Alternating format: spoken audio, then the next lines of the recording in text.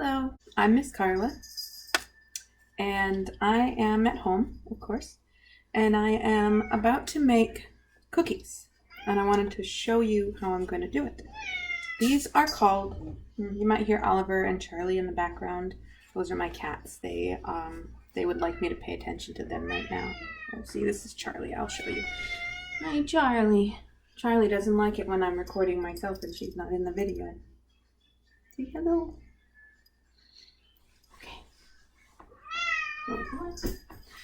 So, the cookies that I'm going to make are called no-bake cookies because guess what? You don't bake them. You cook them on the stove in a pot or a saucepan like this. This is the recipe that I'm going to use. My mom wrote this out, but she did not invent this recipe. We got it from her cousin, whose name is Mary Lou. And I don't know where she got it from, but we've been making these cookies for as long as I can remember. Since I was a little kid, which has been a while now. Probably about 30 years. So, on the recipe, it says I need 2 cups of sugar, which I have right here. This is a 2-cup liquid measurer, but I put the sugar in here even though it's not liquid. It says 2 cups right there. And then it says a 1/2 cup of milk, which I have in this little dish, which is very full, so I don't want to tip it to show you that there's milk in there. And then a 1/2 cup of cocoa, right there, and a 1/2 cup of butter, which works out to 1 stick. Did you know that on the butter stick, it tells you how to measure it? It has a little line, so you could slice right through it if you only want a tablespoon or 2. But it also says that 8 tablespoons equals 1/2 of a cup. So I need to use the whole stick for a 1/2 cup of butter. The other ingredients are 3 cups of quick oatmeal, which is the kind of oatmeal that's already kind of ground up that you can just put in the microwave for a couple minutes for your breakfast. We're going to leave that dry oatmeal. A whole cup of peanut butter, which is kind of difficult to scoop out into a measuring cup, but this is it. This is 1 cup of peanut butter. And the last ingredient is 1 teaspoon of vanilla. So I have my vanilla extract bottle here, and I have a teaspoon measure, and I will measure that out at the very end. This recipe is cooked in 2 steps. The first 4 ingredients, the sugar, the milk, the cocoa, and the butter, all go into the saucepan, and we heat them up and boil them together. And then, after it has boiled long enough, we turn the heat off and we put the last 3 ingredients, the oatmeal and the peanut butter and the vanilla, in as it's cooling down. And when we do that, everything kind of solidifies together and it gets really thick and gooey. And then we can scoop it into little drop teaspoonfuls onto some tin foil, which I have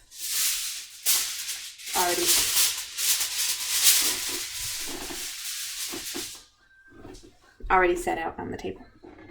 So I'm going to turn the heat on the burner. I have a gas burner in my house, so you might have heard that click, click, click as the fire was being lit.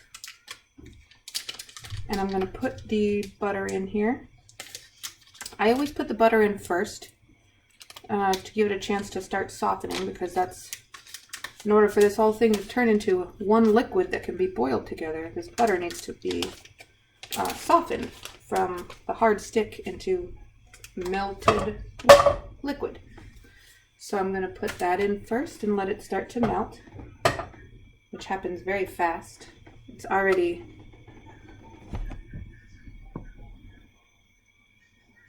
getting kind of slimy there. Letting that melt.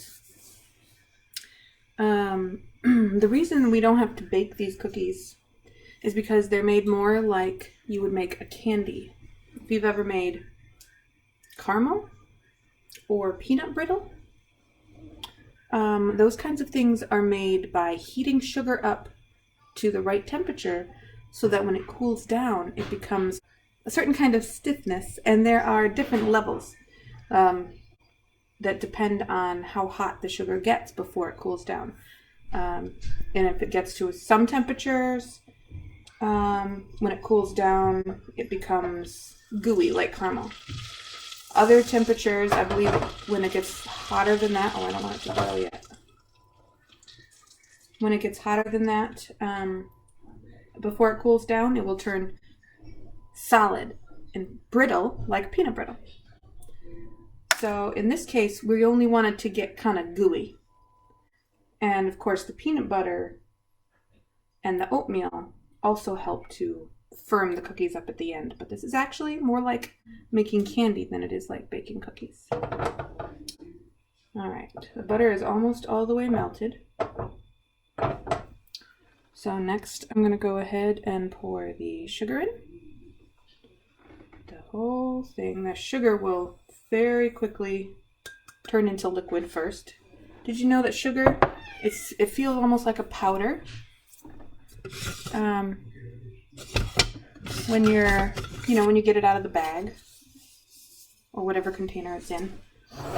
But when it's warmed up, it very quickly melts into a liquid. And then I'm going to make it even more liquid by adding the milk.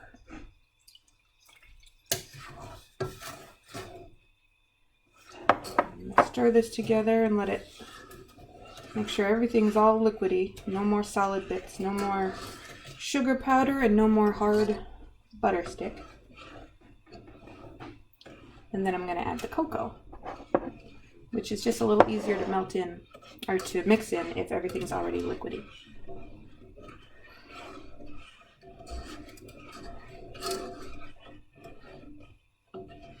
We're almost there. I'm going to turn the heat up a little bit. You have to, it doesn't say how hot to have your burner in the instructions, and I think that's because it really depends on different burners, heat more or less. Gas burners are different from electric burners. You know, electric burners are those ones that have like a coil on the stove, or on newer stoves, it's maybe like a flat glass. And the gas one has a little cage over the centerpiece where the flame comes out of. And the cage is what we set the pot on. There's probably a real word, an official word for that cage, but I don't know what it's called.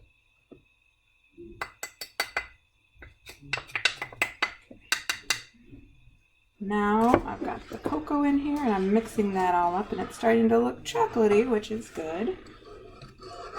The main flavors in no-bake cookies, as you may have deduced based on the ingredients list, are chocolate, peanut butter, and oatmeal.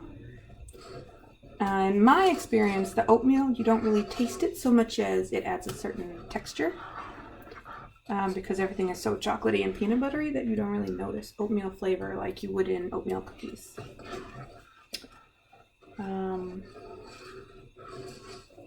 And if you use whole oats instead of quick oats, whole oats are where you can see the whole little oval shape of the oat grain. You can use those. It's just that the texture of the cookie will be a little kind of lumpier. Not necessarily in a bad way, it just depends on what you like and what you have handy. I know we can't all go out to the store any minute that we want to get the exact right ingredients. Also, in our case, we use creamy peanut butter, because that's what my family prefers, but you could definitely use crunchy peanut butter. Alright, now the instructions say, put the first 4 ingredients into a saucepan and bring to a boil. Then it says, boil for 1 minute and 15 seconds. That's a pretty precise length of time. But that's what I was talking about when I said it's like making a candy, because the length of time that you boil it determines how hot the sugar gets, and that determines how firm the sugar gets when it cools back down again. I think this has to do something to do with the fact that sugar is made of crystals. And when they heat up and cool down, they rearrange themselves. But that's about as far as my knowledge of the actual science part of this goes right now. So if anyone does any research and figures it out, please feel free to let me know. All right, I've got a good boil going, and you want it to be nice and a rolling boil, as they say. Let me see if I can get a shot of this. Okay, so here is what our rolling boil looks like. It is really bubbling, like a volcano.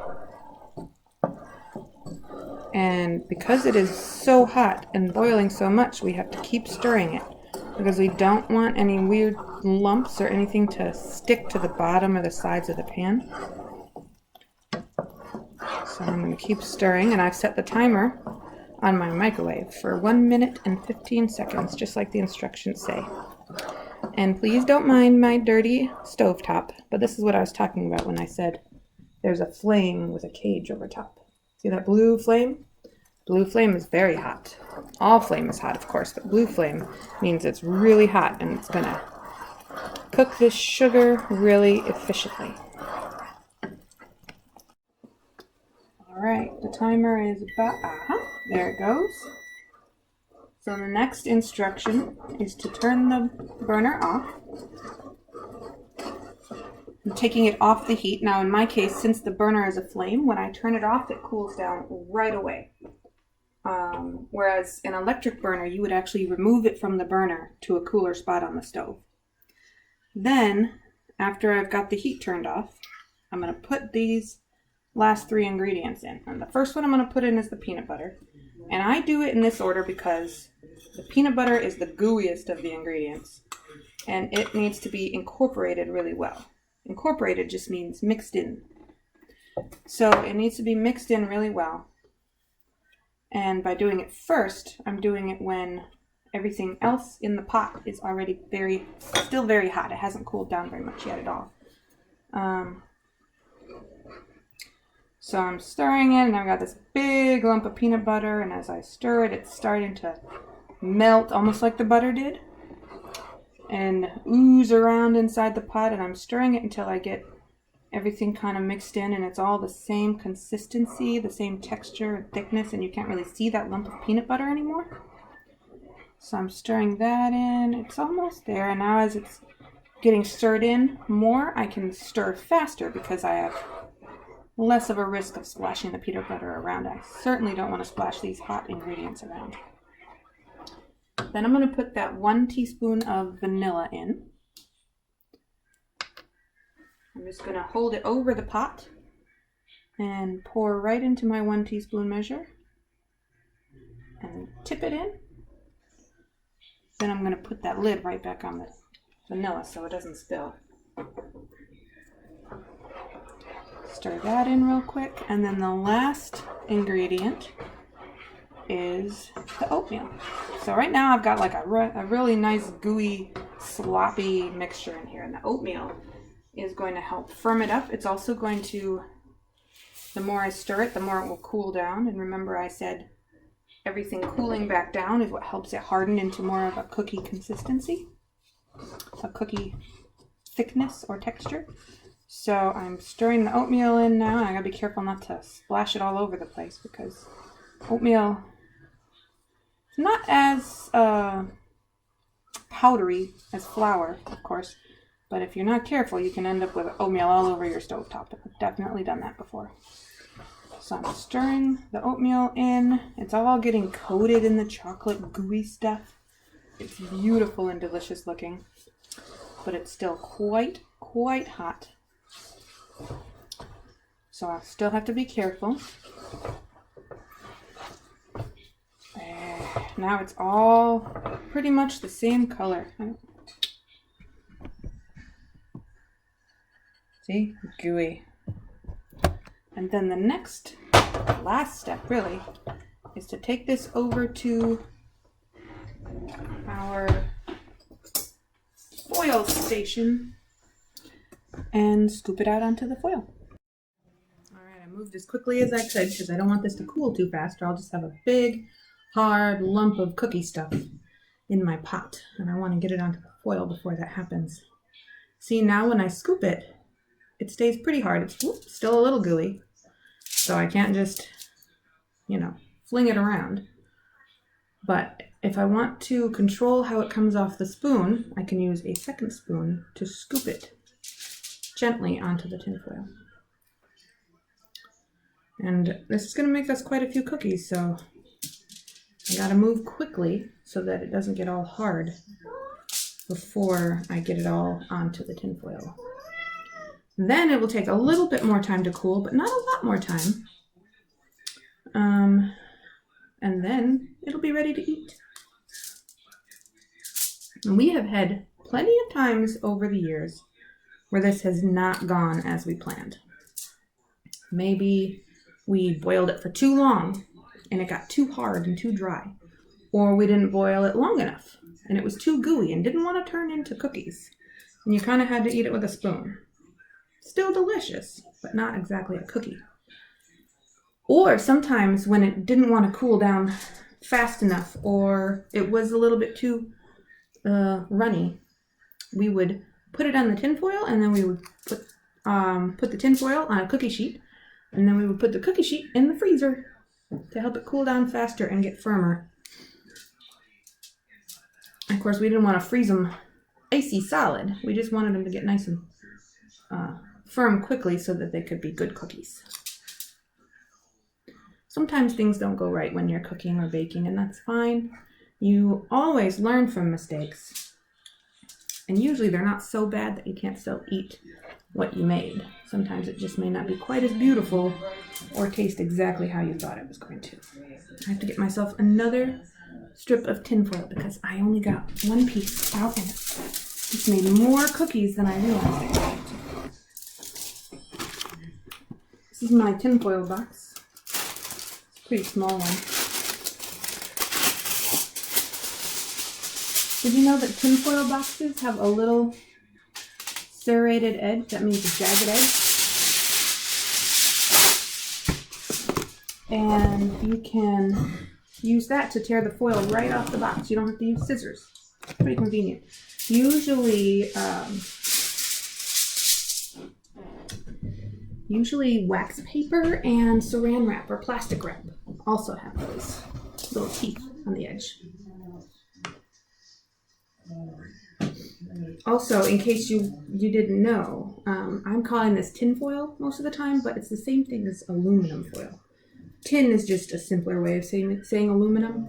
Technically, I think they're different materials, but we usually use them interchangeably. Aluminum just refers to a kind of metal, in this case, a thin metal. And tin is also a thin metal. And to be honest, I'm not actually sure if they really mean the same thing or if it's just a colloquialism or like a nickname that people that I know have always given aluminum foil. Because I grew up in Michigan. I don't know if you knew that. I grew up in Michigan. I did not grow up in Rhode Island or anywhere in New England. So I've realized that some things have different names here than they do where I grew up. Like, what do you call the trolley that you push your groceries around at the grocery store, that you push around, that you put all your groceries into to push everything around? I grew up calling it a shopping cart.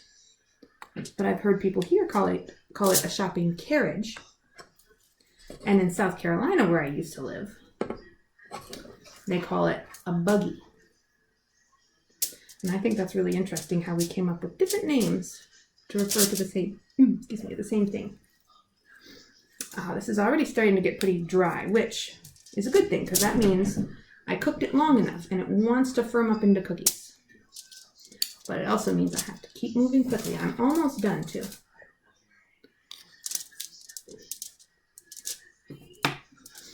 Now, of course, when you're cooking, you want to make sure you wash your hands before you cook so that everything is clean and you're not getting any unnecessary germs into the food. Especially if it's food you're going to share with other people. You don't want to share germs with them. Of course, we are all being very careful with germs right now, but even when there's not any particular illness that we're worried about, we always want to be careful with germs and sharing germs with other people. So when you're cooking for other people, you definitely want to wash your hands first to be considerate, because we usually cook for people with a good, positive feeling, don't we? It makes us feel good to cook food or desserts for other people. We might give them as a gift, or just as a way of saying we appreciate someone or we love them. So you certainly want to give good food and not icky germs. The other thing we have to watch out for when cooking, of course, is to be safe about hot things. And I know everybody knows when you're cooking with the stove, you need to have an adult's permission. And you might even need some help from the adult. That's fine too. Maybe you can work together to make this recipe.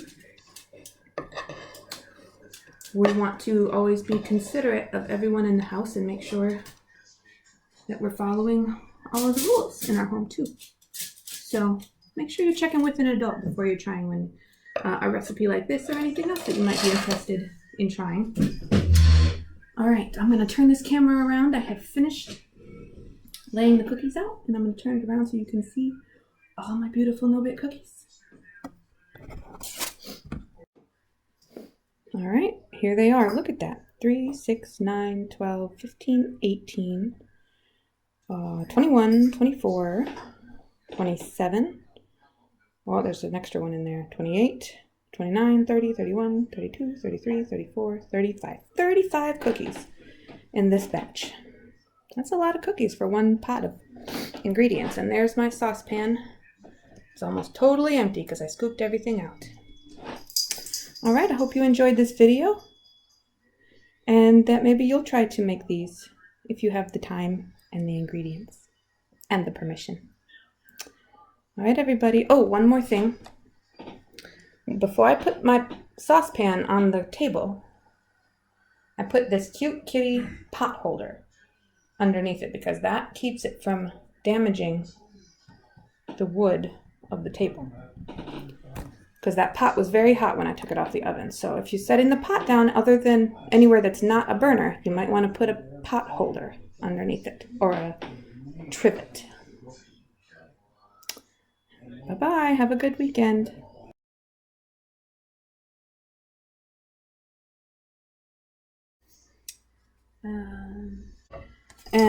No, Charlie.